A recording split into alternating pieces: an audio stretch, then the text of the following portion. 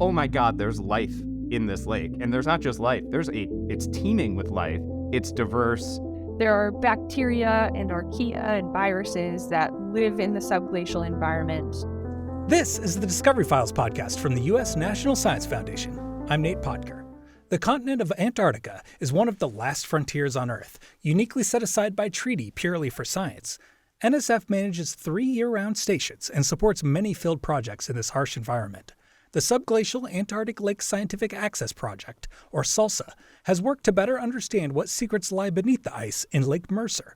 We are joined today by Matthew Siegfried, a glaciologist, and Ryan Venturelli, a geochemist from Colorado School of Mines, both of whom worked on the SALSA project and have published papers on their findings. Thank you both for joining us today. How did you become interested in Antarctica? So my path to Antarctica is not exactly what most people would expect. And I pretty much chalk up the fact that I'm an Antarctic scientist purely to chance and good mentorship. I actually actively got in my own way multiple times to get to where I'm going now. You know, as soon as I started studying Antarctica, I fell in love with it, and I knew it was for me. So my path was pretty much in spite of myself. I ended up being an Antarctic glaciologist. How about you, Dr. Venturelli? I think my story is along the same line, very circuitous. I didn't go to college thinking that I would even be an earth scientist. When I enrolled in college, I was actually a business major, and I was so incredibly bored sitting in economics classes that my academic advisor told me to take geology, which was considered the easy science. My introductory geology professor immediately invited me out to do fieldwork with him. We were doing sand dune research in the Indiana Dunes National Lakeshore at the time. And I still remember the first day I went out with him, we were digging a big pit for sampling. And he said, you know, the only time to start out on top is digging a hole. And I think it's so funny that from that moment, I have ended up drilling holes through the ice in Antarctica. Because it really is true. The only place to start out on top is digging a hole. So let's define SALSA. Like, what was SALSA and what were you trying to, like, what was the objective? I guess the first thing we were trying to do was access subglacial lakes. So that's the A part of SALSA. SALSA was a really great project because it was an integrated study that brought together geochemists, geophysicists, glaciologists, microbiologists, sedimentologists who all worked together and relied on, you know, this one access hole into a lake to answer a whole lot of questions, from ice history to carbon cycling to how little bacteria in archaea can live in a deep, dark, isolated place that otherwise never comes in contact with humans other than those of us who drill holes through ice to get to them. Yeah, putting it in the context of kind of the trajectory of subglacial lake science. So we had these subglacial lake access projects kind of in the early 10s, so 2012, 2013. And that's because no one had done that before. No one had accessed a subglacial lake and actually sampled it in situ before. All of our observations have come from the surface at this point. And so I was lucky enough to be part of that first successful subglacial lake access project called Wizard. And that was kind of discovery phase, right? That was, oh my God, there's life in this lake. And there's not just life, it's teeming with life. It's diverse. And so SALSA was really great because it let us hone in on these important science questions finally. So we know there's life. Okay. If there's life, that means carbon's moving around. What does the carbon cycle actually look like? Do we think that these lakes are kind of permanently there, or are they more ephemeral? And so we could dig into these processes a little deeper. I love focusing on the carbon cycle because, you know, subglacial Antarctica has been described by some scientists as the world's biggest wetland. And you think about a place like the Everglades. Well, we have the Everglades underneath Antarctica, but we just have no idea what's happening in there. Right. It really is undiscovered country there. I think we should back up a little bit. How did they find that there's lakes there to begin with? You know, if you rewind 50 years ago, maybe 60 years ago, we mostly thought Antarctica was an ice cube sitting on a rock. It just sat there passively melting or gaining mass through snowfall. And then, in the late 60s through the 70s, we started flying airborne radar around. And so what an airborne radar system does is it sends out a little electromagnetic energy, a radio wave, and listens for what the return looks like. And they were flying around, and pretty much as soon as they started flying these planes around, looking at the returns, they were like, these returns over here in the interior of the continent look kind of like what we would expect the ocean to look like. It's like really flat and really bright. Water is like a mirror to a radio wave. And so they analyzed these signals, and they were like, oh my God, there are lakes kind of captured underneath the ice sheet. And then we kept flying, these radars around for 30 or so years, and they found these lakes all over the place. And then as our satellite data started to get better, these original airborne projects were all funded by the NSF and international collaborators. As we start getting better and better satellite data, we start to be able to measure the surface of the ice sheet better. At this point, I'm going to skip ahead a little bit. And I want to know what your experience was being in the room when you broke through to see what was underneath the glacier. It really is the most amazing thing, seeing the bottom of a subglacial lake in Antarctica, something that we have known about for decades and only accessed twice. And then I was one of the first people to see what that glacial lake looks like. And it really does feel like you're landing on a different planet. It is really an unforgettable experience. For me, it was particularly heart-stopping maybe, because my entire PhD was basically focused on this subglacial lake. And I made estimates based on satellite data sets about what the water column thickness would be. And so there was a potential that we would drill into this subglacial lake and there would be no water, right? And there goes my PhD.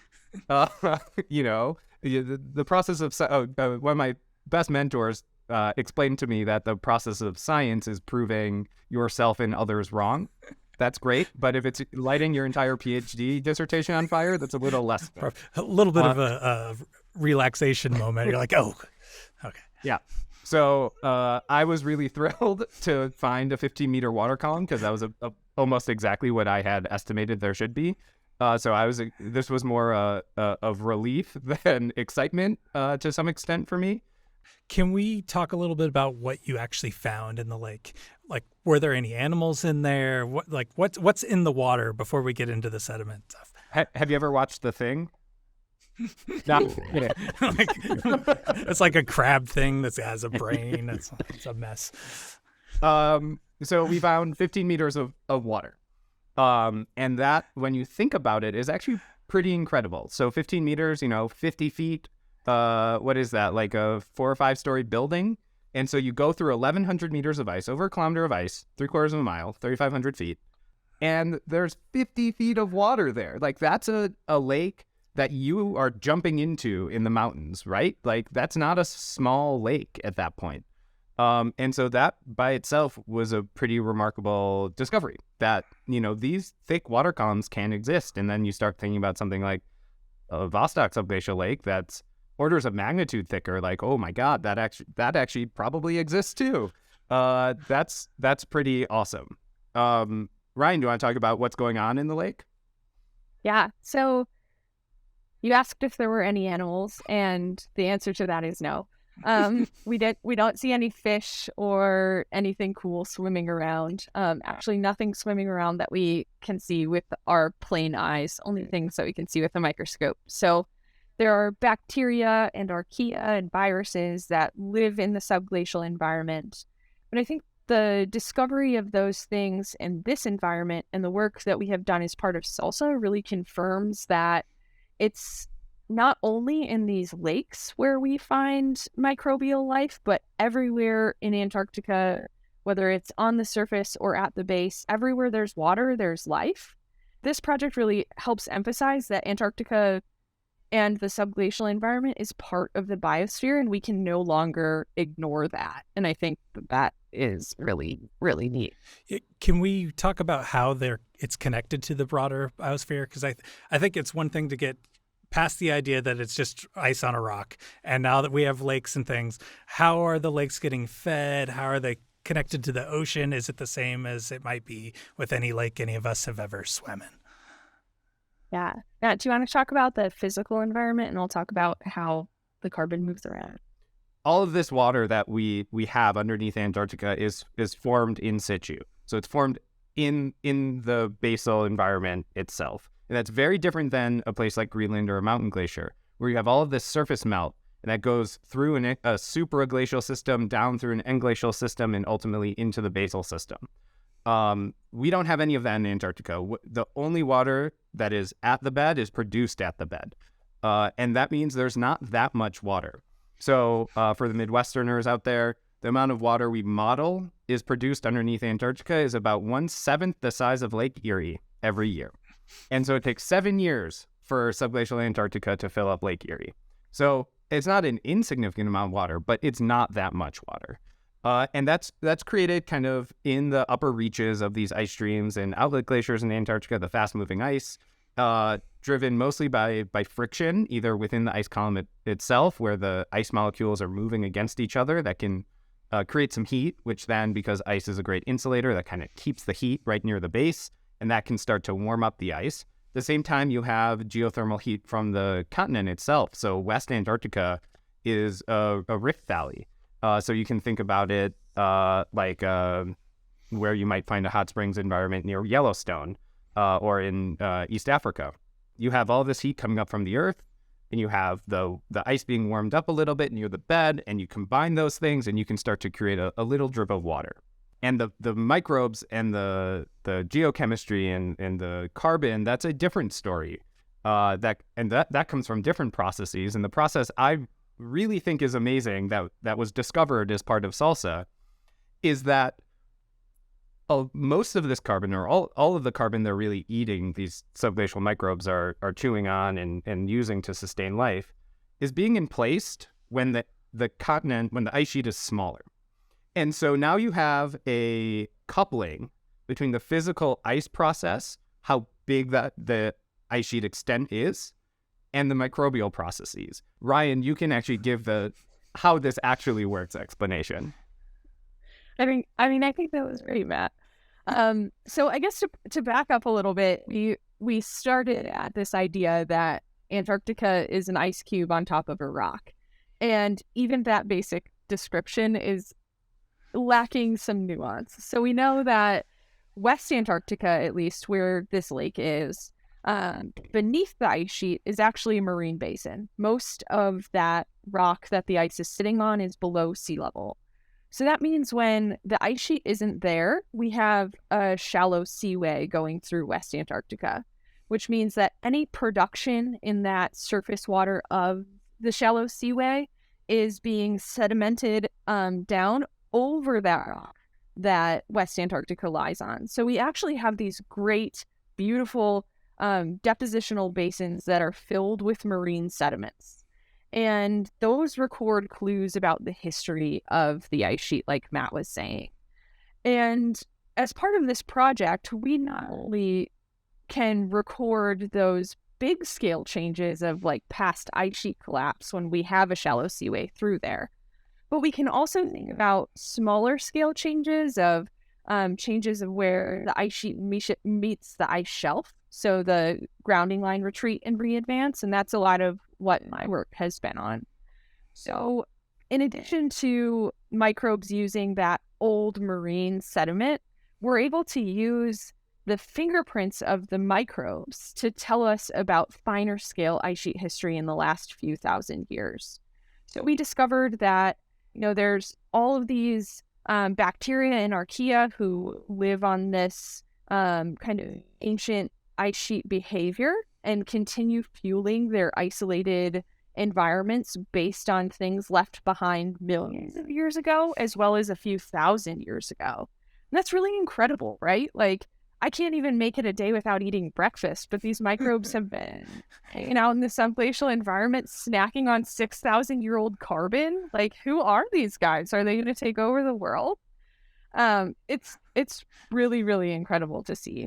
And in addition to kind of being fueled by what is deposited at the base of this lake, what's deposited at the base of the ice sheet, the water itself, it acts as kind of a distributor. So we have this meltwater being generated at the base of the ice sheet, a lot of which is being transported from the interior parts of the continent that are really, really isolated from the ocean, traveling through towards the ocean through this active subglacial lake system.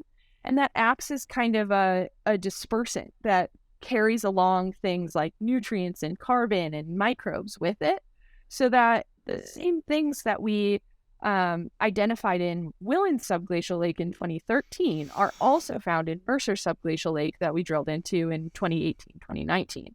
And who knows what other types of microbial life are further inland, like upstream of this, if they're completely different, if things have evolved along the way, or if they're really similar to the same types of things that we find in the ocean. Because everything underneath the ice sheet seems to be living off this relict marine environment that existed in West Antarctica, where there was an ice sheet there. And I think that that's just incredible. Right. You set me up to ask you about what are these microbes that are eating things that are 6,000 years old?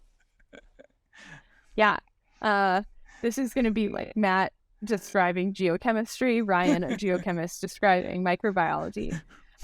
So I should give credit to Christina Davis and Brent Christner, who have done a lot of this work so far. Her discovery is essentially that we have these chemolithoautotrophs, which are things that use the chemistry of the rock and sediment to become autonomous bacteria. So they can live off the substrate. And they primarily oxidize reduced nitrogen, sulfur, and iron compounds, as well as living off of this carbon in the subglacial sediments. So we have kind of a whole suite of microbes that live on everything that is possibly there, essentially. What was each of your biggest surprise from the SALSA project? It's a really good question. I think for me, the most surprising part was how different Mercer Subglacial Lake was than Willen Subglacial Lake. The chemistry of the water was incredibly different, which as a subglacial hydrologist, like I should have thought about that more. But as soon as we found out, like, there are fewer solutes in the water column, I was like, oh yeah, of course. Oh, these glacial processes really do impact, the geochemistry and the microbial life we're going to find. And so that was surprising to me that I went through the entire Wizard project and I still had so much to learn about how I need to think about other fields a lot more. So I think the best part and the most surprising part of SALSA was just how much more you can learn when you work together. I think as scientists, especially as we're moving through undergraduate and PhD, we're trained that we have to kind of work in a vacuum on this one thing and figure out how it relates to other things in our field and how our little project is advancing our field. But SALSA really, really showed me that discoveries are made at the intersection of disciplines, and that's something that SALSA's PI always preached to us. But like, I myself could have written a great paper about ice sheet history, but it would not be nearly the paper it is without help from glaciologists like Matt and microbiologists like Brent and Christina and Tristy and John, who are also on the paper. All of our different perspectives, diverse interdisciplinary scientists working on SALSA really improved all of the outcomes. So now my view of science is that we just work with a bunch of people in different disciplines and advance science along the way, instead of having to learn that later, coming into it later in my career. And I think that's really, really special. Probably a valuable lesson for the future for all of us, for everyone. Well, I'll add one important comment on that sort of work is hard. And so there was a group of 4 of us that we called ourselves the SALSA Tots. It was like senior PhD students, I was a early career postdoc. I think Alex was too. It was Ryan, who's a geochemist, me, who's a glaciologist, Alex Michaud, who's a geomicrobiologist, and Chloe Gustafson, who's a geophysicist. And we met once a month, and we would... No, once a week. We met every single week. Once a week. Sorry. And we would rotate papers from each of our disciplines. And we literally taught each other how to speak each other's languages so that we could do this type of interdisciplinary science. And so, like, we put the time in to learn each other's work, how they actually process scientific ideas, and how they talk about science as a community so that we could work at these interdisciplinary boundaries. All of the big papers that have come out of SALSA have been led by early career scientists.